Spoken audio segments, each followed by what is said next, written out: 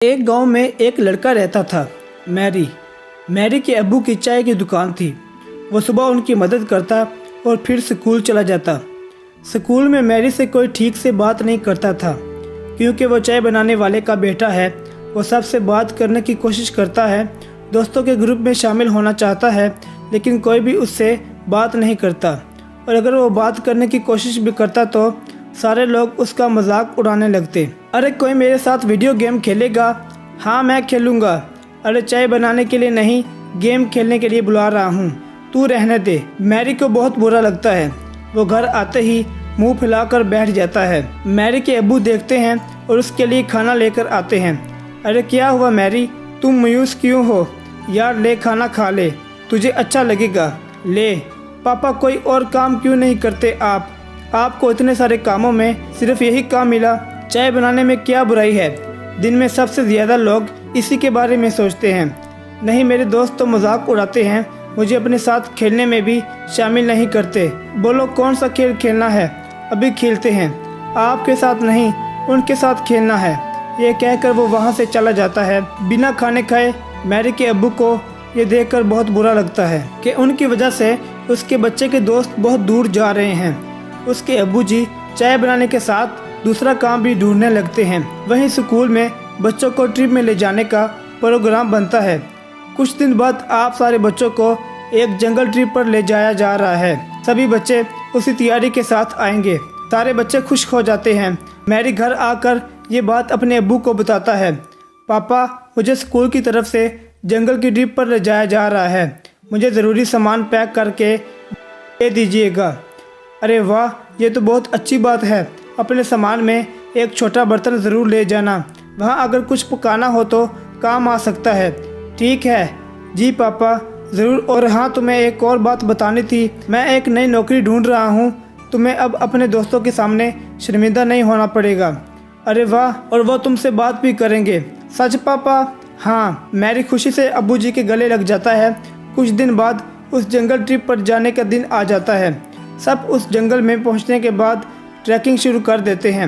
मैं सबको 4 ग्रुप में बांटूंगा, जिसमें एक लीडर भी होगा। वो सब एक साथ में रहेंगे और अपना काम करेंगे। सब अपने लीडर की बात मानेंगे, समझ गए ना? सब अपना बैग लेकर ट्रैकिंग शुरू करते हैं। अरे किसको लीडर बना दिया? इसको तो चाय के अलावा कुछ नहीं आता। सब हंसने लग जाते हैं। मैरी को बहुत बुरा लगता है। कुछ दूर चलने के बाद वो थक जाते हैं। चलो यहाँ रुक जाते हैं, थोड़ा खा पी भी लेते हैं। बाकी सब भी मान जाते हैं और रुक जाते हैं। नहीं, हम नहीं रुक सकते। अगर हम रुके तो लेट हो जाएंगे और कुछ ही देर में अंधेरा भी होने वाला है। लो, लीडर बना दिया तो हम पे हुक्म चला रहा है। नहीं, हम नहीं चलेंगे। तुझे जाना है तो जा, हम थोड़ा नाश्ता करने के बाद ट्रैकिंग शुरू करेंगे, तू जा। मैरी के मना करने के बाद भी वो वहीं रुक जाते हैं, लेकिन फिर मैरी उन्हें नहीं छोड़ता और उनके साथ वहीं रुक जाता है। कुछ ही देर में टीचर और बाकी बच्चे आगे निकल जाते हैं और वो वहीं रह जाते हैं।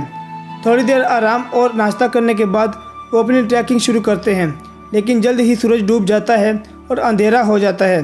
अरे ये तो अंधेरा हो गया, अब तो रास्ता भी समझ में नहीं आ रहा।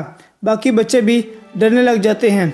कुछ ही वक्त में ऐसा मोड़ आ जाता है जहाँ से रास्ता पता करना मुश्किल हो जाता है और उन्हें वहीं ठहरना पड़ता है। अब तो मुझे भी रास्ता नहीं पता, मेरे ख्याल से हमें आवाज़ लगानी चाहिए। वो जल्दी से अपने टीचर और क्लास के बच्चों को आवाज़ लगाते हैं, लेकिन बात नहीं बनती। टीचर टीचर, अरे कोई हमें सुन रहा है? हम खो गए हैं, कोई है? सब चिल्लाने लगे, लेकिन कोई भी जवाब नहीं आता।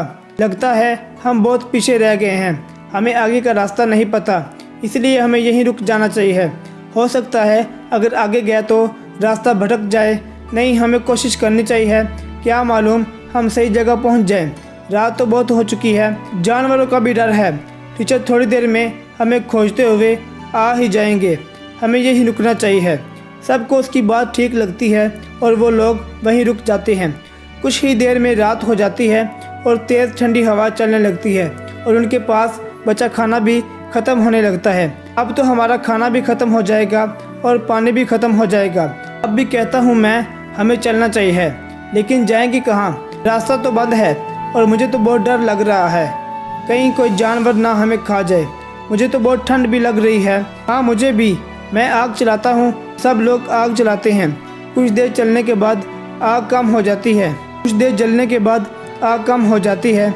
हम क्या करेंगे, इतनी ठंड है, आग भी ख़त्म हो रही है, जानवर से नहीं तो ठंड से ही जमकर मर जाएंगे। मैरी कुछ सोचता है और कहता है, मेरे पास एक आइडिया है। मेरे पास बर्तन और चाय की पत्ती रखी हुई है बैग में, तो आग बुझने के बाद तक गर्म रहेगी तो हमें भी गर्म रखेगी। मैरी वो बर्तन निकालता है और सब उसे अपना पानी दे देते हैं, लेकिन फिर भी पानी कम पड़ता है। वहीं पास मीन पर बर्फ़ पड़ी होती है, वो उसे उठा लेता है। जैसे ही काली चाय बनती है, आग ख़त्म हो जाती है। सबको बहुत अच्छा लगता है। उसे पीने के बाद सब तारीफ़ भी करते हैं, लेकिन अनीस सिर्फ चुपचाप चाय पीता है। कुछ ही देर में उन्हें पत्तियों की आवाज़ आती है और वो अपने पीछे की तरफ देखते हैं। वो देखते हैं कि उनके टीचर आ रहे हैं। सब राहत की सांस लेते हैं। कैंप में पहुंचने के बाद जब टीचर उनकी तारीफ़ें करते हैं तो अनीस कहता है कि महफूज उनके लीडर्स मैरी की वजह से हैं। सुनकर मैरी को बेहद खुशी होती है। मैरी की कहानी सुनकर सब उसी से दोस्ती करने आते हैं। अगर आज मैरी को चाय बनानी नहीं आती तो शायद सब उसके दोस्त नहीं बनते। आज पहली बार उसे चाय वाला होने पर खुशी हो रही थी। अगले दिन वो खुशी खुशी अब्बू जी के पास गया और उन्हें सारी बातें बता दी। अरे ये तो बहुत खुशी की बात है, एक बात तो मेरे पास भी है, मैंने अच्छी नौकरी ढूंढ ली है। मैरी ये सुनकर हैरान और उदास हो जाता है। नहीं अब्बू जी, आपको काम बदलने की कोई ज़रूरत नहीं। आप जो भी काम करते हैं वो अच्छा ही होता है और कोई भी काम छोटा या बड़ा नहीं होता, ये मुझे अब समझ आ गया है। मैरी के अब्बू जी ये सुनकर खुश हो जाते हैं और अगले दिन वो खुशी खुशी अपनी दुकान में अपने अब्बू की मदद करने लगा। और जैसे ही वह स्कूल पहुंचा तो सब उससे मिलकर उससे बातें करने लगे और उसके साथ खेलने लगे।